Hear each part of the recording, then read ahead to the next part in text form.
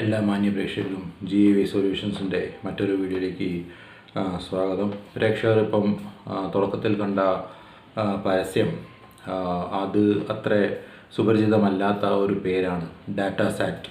മറ്റൊന്നുമല്ല, ഡാറ്റാസാറ്റ് എന്ന് പറഞ്ഞ ആ ഒരു കമ്പനിയെ കുറിച്ചാണ് ഇന്നത്തെ വീഡിയോ. അപ്പോൾ നമുക്ക് ഏവർക്കും അറിയാം, പണ്ട് കാലങ്ങളിൽ മുതലേ ഡോൾബി ആയിരുന്നു സൗണ്ടിൻ്റെ കാര്യത്തിൽ മുന്നോടി നിന്നിരുന്നത്. അല്ലെങ്കിൽ അവരെ വെല്ലാൻ വേറൊരു കമ്പനിയും ഇല്ലായിരുന്നു. പാരലലി ഒരു 1980കളിൽ DTS എന്ന് പറഞ്ഞ ഒരു സംഭവം, അല്ലെങ്കിൽ അതുപോലെ അതിനുള്ളൊരു ഗവേഷണം പാരലലി വേറൊരു ടീം അവിടെ നടത്തുകയും അതിൻ്റെ അനന്തര പരിണാമമായിട്ട് 1993 ഇറങ്ങിയ ജുറാസിക് വേൾഡ് എന്ന് പറഞ്ഞ സിനിമ ലോകത്തിലെ വിസ്മയിപ്പിച്ച ആദ്യത്തെ DTS സിനിമയായിരുന്നു, ഡിജിറ്റൽ തിയേറ്റർ സൗണ്ട് സിസ്റ്റംസ്. അപ്പോൾ അതിൻ്റെ പ്രത്യേകത എന്തെന്ന് വെച്ചിട്ടുണ്ടെങ്കിൽ, ഡോൾബി അനലോഗ് സിസ്റ്റത്തിലായിരുന്നു തുടക്കത്തിൽ വർക്ക് ചെയ്തിരുന്നത്. അതായത് ഡോൾബി ഡിജിറ്റൽ വരുന്നതിന് മുമ്പാണ് ഞാൻ പറഞ്ഞത് കേട്ടോ. അതായത് സൗണ്ട് പിന്നെ ഫിലിമിൻ്റെ സൈഡിൽ മാഗ്നറ്റിക് എൻകോഡ്മെൻറ്റ് അല്ലെങ്കിൽ മാഗ്നറ്റിക് തരംഗങ്ങൾ കൊണ്ട് പിന്നെ എഴുതി പിടിപ്പിച്ച ട്രാക്ക് ഒരു പിന്നെ ടേപ്പിൽ കാണുന്ന ഒരു ഹെഡ് പോലത്തെ ഒരു സാധനം വന്ന് തിരിഞ്ഞ് അതിനെ വീണ്ടും ഇലക്ട്രോണിക് സിഗ്നൽസ് ആക്കിയിട്ട് വീണ്ടും സൗണ്ടിലേക്ക് കൺവേർട്ട് ചെയ്യുന്ന ഒരു രീതിയായിരുന്നു ഡോൾബിയുടെ. അപ്പോൾ അതിന് ഉള്ള പ്രോബ്ലം, കുറേ ഈ ഫിലിം ഓടിയതിന് ശേഷം സ്വാഭാവികമായിട്ടും ആ ട്രാക്കിന് സ്മഡ്ജിങ് വരാം, അല്ലെങ്കിൽ ഡാമേജ് സംഭവിക്കാം. അപ്പോൾ കിട്ടുന്ന ഓഡിയോയിലും ഈ പറഞ്ഞ മാതിരി ഡിസ്റ്റർബൻസസ്, ഡിസ്റ്റോർഷൻസ് അല്ലെങ്കിൽ ക്ലാരിറ്റി കുറവ്, ഇതൊക്കെ സംഭവിക്കാം.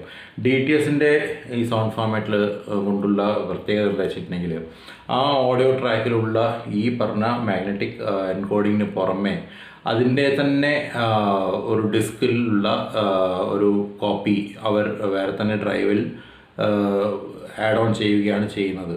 അതായത് ഇതിൻ്റെ പാരലായിട്ട് തന്നെ ഒരേ സമയത്ത് ഡിസ്കും റീഡ് ചെയ്ത് പോകും. ഇപ്പോൾ ഡിസ്കിലുള്ള കണ്ടൻറ്റ് ഡിജിറ്റൽ ഫയൽസ് ആയിട്ട്, അതായത് അനലോഗ് അല്ലാതെ ഡിജിറ്റലി സ്റ്റോർ ചെയ്ത ഫയൽസാണ്. അപ്പോൾ അതിൻ്റെ പ്രത്യേകത എന്താ വെച്ചിട്ടുണ്ടെങ്കിൽ, ഡിജിറ്റലി അപ്പോൾ ഒന്നും കൂടി റിഫൈൻഡ് ആയിട്ടുള്ള സൗണ്ടും ഈ പറഞ്ഞ ഡിസ്റ്റോർഷൻസൊക്കെ ഫ്രീ ആയിട്ടുള്ള സൗണ്ടുമായിരുന്നു.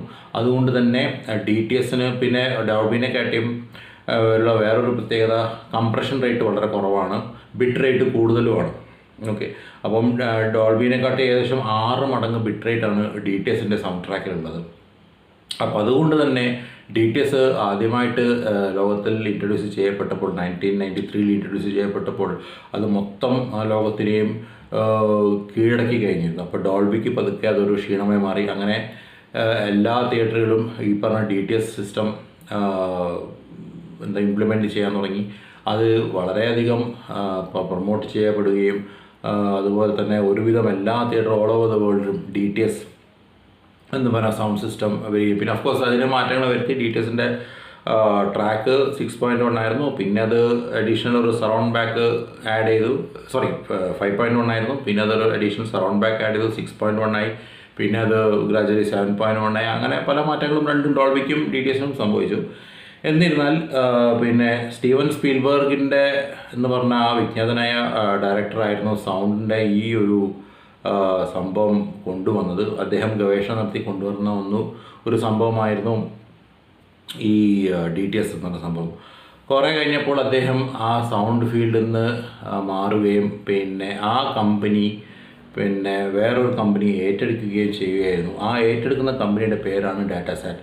അപ്പോൾ ഈ ഡാറ്റാസാറ്റ് എന്ന കമ്പനി പൊതുവേ പിന്നെ ബ്രിട്ടീഷ് ഗവൺമെൻറ്റിനും അതുപോലെ തന്നെ USA ഗവൺമെൻറ്റിനൊക്കെ സാറ്റലൈറ്റിൻ്റെ സർവീസസ്, അതായത് സാറ്റലൈറ്റ് ഉപകരണങ്ങളെ കൊണ്ടുള്ള സർവീസസ് നൽകുന്ന ഒരു കമ്പനിയായിരുന്നു. അവരിത് 1995 ഏറ്റെടുക്കുകയും പിന്നെ അവരിത് വളർത്തി കൊണ്ടുവരികയും ചെയ്തു. പിന്നെ ഇതിൻ്റെ ഏറ്റവും വലിയ പ്രത്യേകത, DTS എന്ന് പറഞ്ഞ കമ്പനിയിൽ ഓൾറെഡി സമ്പന്ന പരിചയമുള്ള കുറേ ജോലിക്കാരുണ്ടായിരുന്നു. അവരതേപടി തന്നെ ഡാറ്റാസാറ്റ് എന്ന് പറഞ്ഞ കമ്പനി ഏറ്റെടുക്കുകയും, എന്ന് വെച്ചാൽ യാതൊരുവിധ കോംപ്രമൈസോ കാര്യങ്ങളോ ഒന്നും ഇല്ലാതെ അതിനൊന്നും കൂടി എൻഹാൻസ് ചെയ്തിട്ടാണ് പിന്നെ ഈ ഡാറ്റാസാറ്റ് എന്ന് പറഞ്ഞ കമ്പനി തുടങ്ങി. DTSന് പേര് മാറ്റിയിട്ട് ഡാറ്റാസാറ്റ് എന്നുള്ള കമ്പനി ഉള്ളത്. തിയേറ്ററുകളിൽ നിങ്ങൾ പോയി പടം കാണുമ്പോൾ ക്രെഡിറ്റ്സ് കാണിക്കുമ്പോൾ അവസാനം ശ്രദ്ധിച്ചാൽ കാണാം, പല ഫോമാറ്റുകളിൽ കാണണം. ഡോൾബി അറ്റ്മോസും കാണാം, പിന്നെ ഡാറ്റാസാറ്റിൽ നിന്ന് കാണാം, അതുപോലെ തന്നെ വേറെ എന്തെങ്കിലും റെക്കോർഡിംഗ് ഉണ്ടെങ്കിൽ അതും കാണാം. അപ്പോൾ ഞാൻ കഴിഞ്ഞ വീഡിയോയിൽ പറഞ്ഞായിരുന്നു, ഇപ്പോൾ പണ്ടത്തെ മാതിരി പല റെക്കോർഡിങ്ങുള്ള പല ഫയൽസും എല്ലാം ഉണ്ടാവുക, ഒറ്റ സിംഗിൾ ഫയലാണ്. ആ സിംഗിൾ ഫയലിൽ തന്നെ എല്ലാ എൻകോഡ്മെൻറ്റും ഉണ്ടാവും. അപ്പോൾ അതാത് തിയേറ്ററിൽ ഏതാണ് സംവിധാനം ഉള്ളത് അതിനനുസരിച്ച് അത് പ്ലേ ബാക്ക് ചെയ്യുകയാണ് ചെയ്യാറ്. ഓക്കെ. പിന്നെ 1997 പിന്നെ ഡാറ്റാസാറ്റിന് പിന്നെ എന്താ പറയുക, society of motion picture and television employees എന്ന സൊസൈറ്റിയുടെ വക ഒരു സർട്ടിഫിക്കേഷനും കിട്ടിയിരുന്നു. അങ്ങനെ 1997 മുതൽ ഡാറ്റാസാറ്റ് ഏകദേശം ഒരു 1000 പടങ്ങൾക്ക് മേലെ ഡാറ്റാസാറ്റ് അത് സിനിമ കോഴിക്കോടിൽ ക്രൗൺ തിയേറ്റർ, പിന്നെ മീൻസ് ആദ്യത്തെ ക്രൗൺ തിയേറ്റർ അല്ല, അത് രണ്ടാക്കിയതിന് ശേഷം ടൈറ്റാനിക്കാണ് ആദ്യം കളിച്ചത്. അവിടെ ടൈറ്റാനിക് പ്ലേ ചെയ്തത് ഡാറ്റാസാറ്റിലായിരുന്നു. അപ്പോൾ ഈ പരസ്യം ഞാൻ കോഴിക്കോട് ക്രൗണിൽ നിന്ന് കണ്ടായിരിക്കും, നല്ല ഓർമ്മയുണ്ട്. അപ്പം ആ ഒരു തേർവാഴ്ചയാണ് ഇപ്പം DTS ഇപ്പോൾ നടന്നുകൊണ്ടിരിക്കുന്നത്. പക്ഷേ അതിനുശേഷം അതിനിടയ്ക്ക് ഡോൾബി അറ്റ്മോസ് ആയിട്ട് വന്നു. പിന്നെ ഓബിയസ്ലി DTS X വന്നു. DTS X അത്ര ഇമ്പോർട്ടൻ്റ് അല്ല, അല്ലെങ്കിൽ ആർക്കും അതിനെക്കുറിച്ച് അറിഞ്ഞുകൂടാ, അല്ലെങ്കിൽ അതിനെക്കുറിച്ച് ആരും സംസാരിക്കാൻ തയ്യാറാവുന്നില്ല. അതുപോലെ തന്നെ DTS X ഉള്ള തിയേറ്റേഴ്സ് കേരളത്തിൽ തന്നെ വളരെ വളരെ ചുരുക്കമാണ്. എൻ്റെ അറിവ് ശരിയാണെങ്കിൽ കോഴിക്കോട് ഒരെണ്ണമുണ്ട്, ഫറൂഖാണോ മണ്ണൂർ ഭാഗത്തൊരു തിയേറ്ററുണ്ട്, പേര് ചിത്ര തിയേറ്ററാണെന്ന് തോന്നുന്നു. ചിത്ര തിയേറ്ററും DTS X ഉണ്ട്. കൽപ്പറ്റയിൽ ഒരു തിയേറ്റർ ഉണ്ട് DTS X. വേറെ എവിടെയും DTS X കേട്ടതായിട്ട് എൻ്റെ അറിവില്ല. എനിക്ക് പോയിട്ട് അത് ആസ്വദിക്കാനുള്ള ഒരു സാഹചര്യം ഒത്തു വന്നിട്ടില്ല. പക്ഷെ എന്നിരുന്നാലും തീർച്ചയായും എനിക്ക് ഉറപ്പാണ് DTSൻ്റെ ഫോമാറ്റ് തന്നെ ആയിരിക്കും എന്തുകൊണ്ടും ഡോൾബിനെ കാട്ടി മെച്ചം. കാരണം ഞാൻ നേരത്തെ പറഞ്ഞ പോലെ തന്നെ, ഒന്ന് കംപ്രഷൻ റേറ്റ് കുറവാണ്, രണ്ടാമത് ബിറ്റ് റേറ്റ് കൂടുതലാണ്.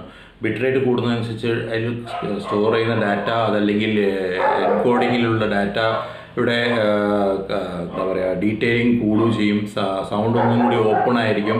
അത് മാത്രവുമല്ല, ഡോൾബിക്കുള്ള മറ്റൊരു ന്യൂനത എന്ന് പറഞ്ഞിട്ടുണ്ടെങ്കിൽ സ്പീക്കർ പ്ലേസ്മെൻറ്റ്സിൻ്റെ കാര്യത്തിൽ അവർക്ക് ബലംപിടുത്തമാണ്. അപ്പോൾ അത് മാത്രവുമല്ല, അവർക്കൊരു സ്റ്റാൻഡർഡൈസേഷൻ പറഞ്ഞ പ്രോസസ്സ് ഇല്ല. അതായത് ഓരോ തിയേറ്ററിലും എന്തൊക്കെ എക്വിപ്മെൻറ്റ് വെക്കണം, എങ്ങനെയൊക്കെ രീതിയിൽ സ്പീക്കർ പ്ലേസ്മെൻറ്റ്സ് വേണം, ഏത് പ്രോസസ്സർ ഉപയോഗിക്കണം, ഇതിനെക്കുറിച്ചൊരു സ്റ്റാൻഡർഡൈസേഷൻ ഇല്ല. അതല്ലെങ്കിൽ എൻ്റെ അറിവ് ശരിയാണെങ്കിൽ പക്കായിട്ടുള്ള ഡോൾബി തിയേറ്റർ ആണെങ്കിൽ ഡോൾബിയുടെ ഒരു സർട്ടിഫിക്കേഷൻ എന്തായാലും ഉണ്ടാവും. പക്ഷേ കേരളത്തിൽ എത്രത്തോളം തിയേറ്റേഴ്സിൽ ഡോൾബിയുടെ സർട്ടിഫിക്കേഷൻ ഉണ്ടെന്നുള്ള കാര്യം എനിക്ക് അറിഞ്ഞൂടാ. DTSൻ്റെ ഒരു പ്രത്യേകത എന്ന് വെച്ചിട്ടുണ്ടെങ്കിൽ, അവർക്ക് പ്രത്യേകിച്ച് സ്പീക്കർ ലേ ഔട്ട് ഇന്ന രീതിയിലേ പ്ലേസ് ചെയ്യാവും, ഇത്ര റൂം സൈസ് വേണം, അല്ലെങ്കിൽ ഇന്ന ആമ്പ് വേണം, ഈ വക എന്താ പറയുക റെസ്ട്രിക്ഷൻസ് കുറവാണ്. ആയതിനാൽ തന്നെ പെട്ടെന്ന് ഒരു എക്സിസ്റ്റിംഗ് തിയേറ്ററിൽ തന്നെ DTS X നമുക്ക് പിടിപ്പിക്കുകയും അത് അതിനനുസരിച്ച് ഒത്ത രീതിയിൽ കാലിബ്രേറ്റ് ചെയ്യുകയും ഒരു മനോഹരമായ ഔട്ട്പുട്ട് ലഭിക്കുകയും ചെയ്യുന്നു.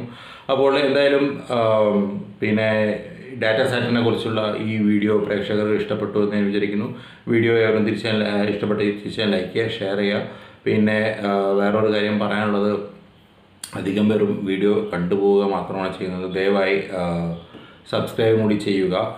മാന്യ പ്രേക്ഷകരോട് ക്ഷമിക്കണം. തൊട്ടടുത്ത് 4 പട്ടിക്കുട്ടികളുള്ളത്, ഒന്ന് എൻ്റെ വീട്ടിലും, ഒരുമിച്ച് കുറയ്ക്കാൻ തുടങ്ങും. അതുകൊണ്ട് നിങ്ങൾക്ക് നേരിടുന്ന ബുദ്ധിമുട്ട് എനിക്ക് മനസ്സിലാവും. ഇതിനു മുമ്പും പല പ്രേക്ഷകർ പല ഇഷ്യൂസും പോയിൻ്റ് ഔട്ട് ചെയ്തത് ചെറിയ ഇഷ്യൂസാണ്. ഞാൻ ഒന്നാമത് എൻ്റെ മൊബൈൽ ഫോണിൽ നിന്നാണ് ഈ റെക്കോർഡിങ്ങും കാര്യങ്ങളൊക്കെ ചെയ്യുന്നത്. അപ്പോൾ അതിൻ്റെതായ പരിമിതികളുണ്ടാവും. എൻ്റെ ഫോണിൽ സ്പേസ് കുറവാണ്. അപ്പോൾ ഞാൻ വീണ്ടും ഒരു പുതിയ ഫോണിലേക്ക് മാറുന്നു. അപ്പോൾ എന്തായാലും തീർച്ചയായും നിങ്ങളുടെ അഭിപ്രായങ്ങളും കമൻസ് സെക്ഷനിൽ ഇടുക. ഡൗട്ട്സുകളുണ്ടെങ്കിൽ അതും ചോദിക്കുക. എനിക്ക് അറിയുന്ന കാര്യം തീർച്ചയായും ഞാൻ പറഞ്ഞു. അപ്പോൾ മറ്റൊരു വീഡിയോ വരുന്ന ജോർജ് സൈനിങ് ഓഫ്. ബൈ.